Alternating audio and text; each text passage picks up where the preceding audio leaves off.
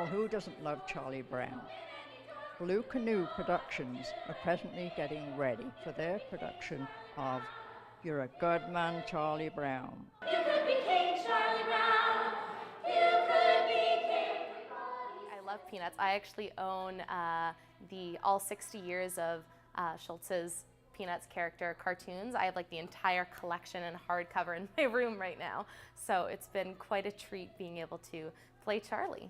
The interesting thing about Charlie Brown is that he's kind of the character in Peanuts that everyone has been at some point in their lives. I find that all of the other characters, you know, Lucy and Sally and Linus, there's sort of little bits and pieces of those characters that you can kind of relate to, or you maybe have known a friend at some point who's similar to them.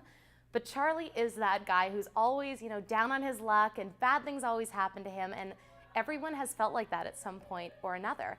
And so I've found it to be really fascinating to play that character because I find that I'm sort of the most human character out of all of the different sort of caricature-like characters in this musical.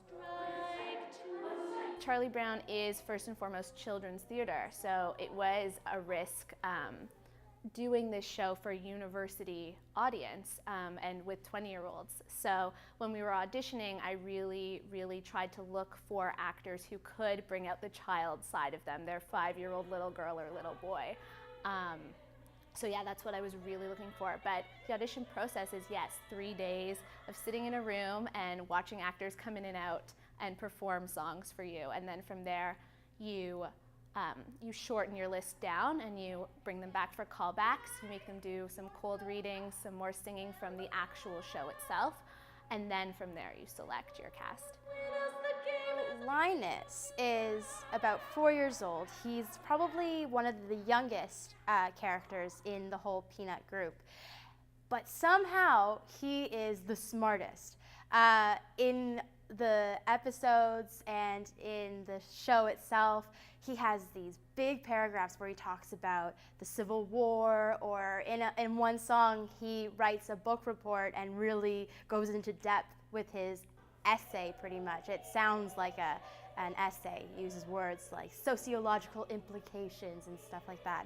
So that really fosters the comedy behind his character because he is the smallest, he's the youngest, yet he's the smartest. Everyone said that we were taking a really big risk casting all females in a show that is supposed to be both gendered in terms of the cast, but it's been a pleasure. These 6 women walk into rehearsal with their scripts, or they're memorized ahead of time. They're always on time, and it's just, they're beautiful to look at, and they have beautiful singing voices. So it hasn't been difficult at all, which is great, and it's not very common in student theater to have such an easy time of the rehearsal process. So that's been great and a really big blessing. What's nice about this show is that Alicia, our director, has given us the opportunity to play little 5-year-old girls, and they are the ones that are playing these characters. We're supposed to be at recess, and this is kind of what we do at recess. We dress up and we make stories, kind of like when you were younger and you used to play house when you were younger, that's what I used to do. And so what's really nice is not only am I playing this little boy, but I'm also playing a little girl playing a little boy. What I've done with the show is still make it appropriate and amazing for little kids and for families, and I kind of made it a little bit more complex for the university crowd and for adults as well.